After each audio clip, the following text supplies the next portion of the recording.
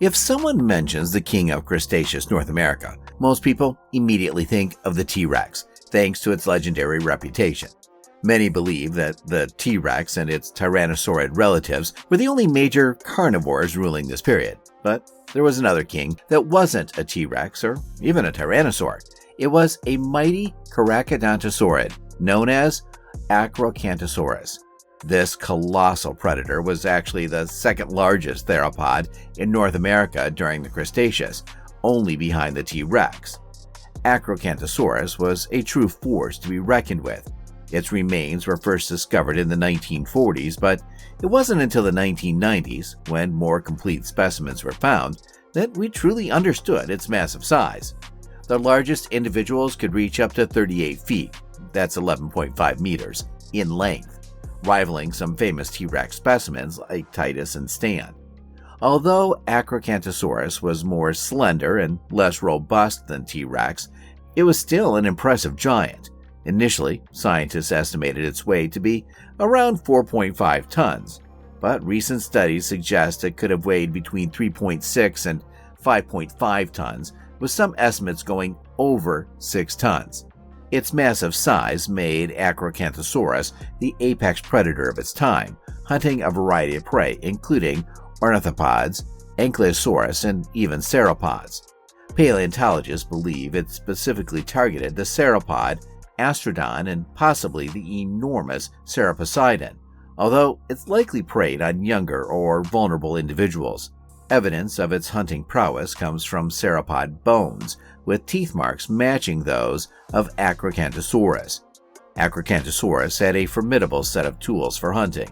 Its mouth was filled with large serrated, dagger-like teeth, perfect for slicing through flesh. It could deliver a powerful bite, estimated at 16,900 newtons, which is about 8 times stronger than a black bear's bite.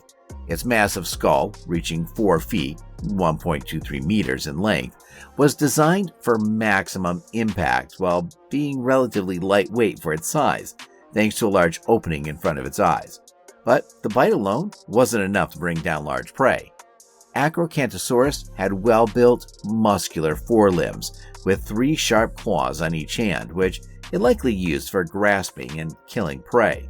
The first digit had the largest claw, enhancing its lethal grip. Paleontologists believe it would attack head first, using its jaws to latch onto prey and then hooking with its claws to prevent escape. There's also speculation that Acrocanthosaurus might have been a pack hunter. This idea comes from the Glen Rose trackway, where tracks of multiple theropods were found moving in the same direction as sauropods. The Glen Rose trackway is a famous paleontological site located near Glen Rose, Texas. It is renowned for its well-preserved dinosaur footprints, which provide a fascinating glimpse into the behavior and interaction of dinosaurs that roamed the area approximately 110 million years ago during the Early Cretaceous period. The trackway was first discovered in the early 20th century, with significant finds occurring in the 1930s. The site gained widespread attention due to the remarkable preservation and clarity of the dinosaur footprints, which were found in the limestone beds along the Paluxy River. The trackway features tracks of various dinosaur species, including both theropods and sauropods. The theropod tracks are 3-toed footprints attributed to large carnivorous dinosaurs, likely similar to Acrocanthosaurus. The size and stride length of these tracks suggest a large, powerful predator. There are also massive, round footprints belonging to large herbivorous dinosaurs, known as the sauropods. These may include the sauropod Paluxosaurus, formerly referred to Pleurocoleus. These tracks are typically larger and show a more substantial, rounded shape compared to the theropod tracks. So, was the Acrocanthosaurus a pack hunter? We aren't sure. However, we do know that the tracks give us behavioral insights. The arrangement and spacing of the tracks provide valuable clues into the behavior and movement patterns of these ancient animals. For instance, some trackways suggest that sauropods traveled in groups, possibly for protection or social reasons. The tracks also let us understand predator-prey interactions. One of the most intriguing aspects of the Glen Rose trackway is the evidence of potential interactions between theropods and sauropods.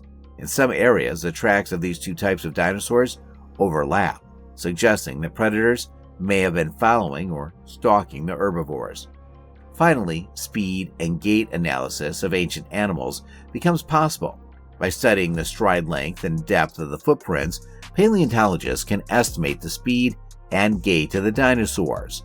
This information helps reconstruct the locomotion and biomechanics of these ancient creatures.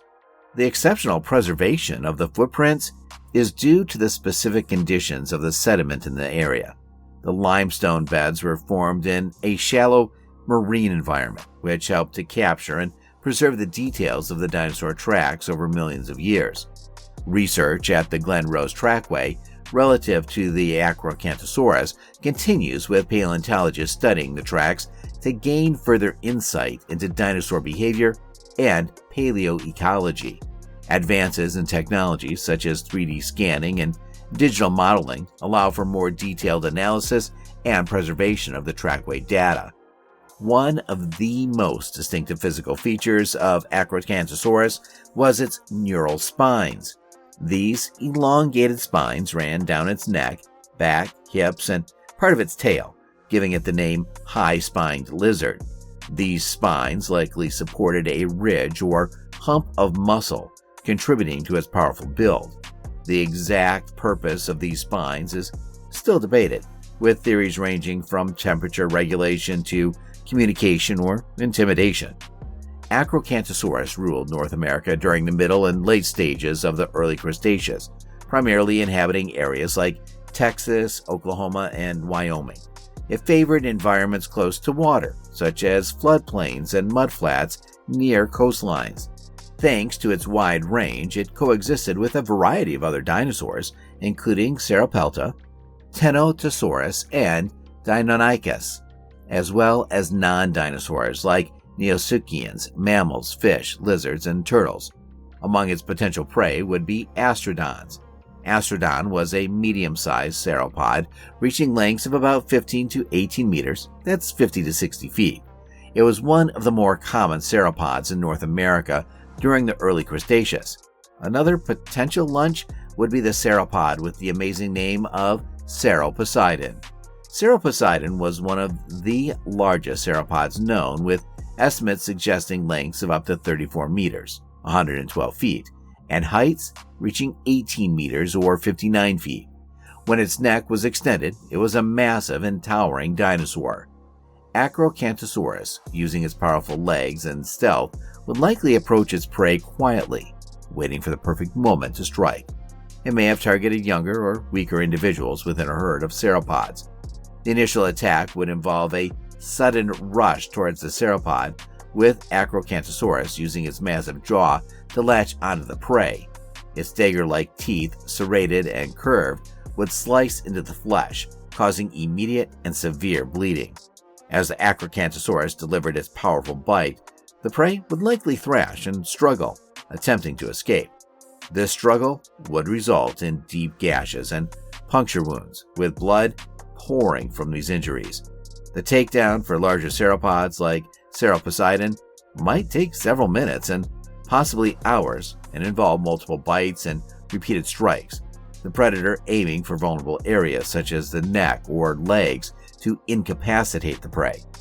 The scene? It'd be chaotic, with the sauropod's cries of distress, the sound of tearing flesh, and the sight of blood splattering onto the ground and surrounding lush vegetation. Acrocanthosaurus's forelimbs, equipped with sharp claws, would come into play, hooking into the sauropod's body to hold it in place and prevent escape. These claws would create additional wounds, further increasing the blood loss. Once the sauropod was subdued, the Acrocanthosaurus would begin to feed. The kill site would be marked by large pools of blood, torn flesh, and possibly dismembered body parts as the predator consumed its meal. Carrion feeders and scavengers might be attracted to the scene, adding to the grisly aftermath. Smaller theropods and even early mammals and pterosaurs might gather to pick at the remains. Despite its dominance, Acrocanthosaurus was not without threats. Some specimens show damage to the skull and neural spines, possibly from battles with rivals of struggles with large prey. Eventually, this mighty predator faded away before the late Cretaceous, never encountering the T-Rex. It's intriguing to imagine how these two titans would have interacted if they had ever met.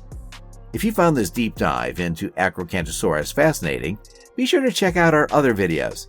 Thanks for watching Primalia, and don't forget to like and subscribe for more incredible insights into the prehistoric world. See you next time.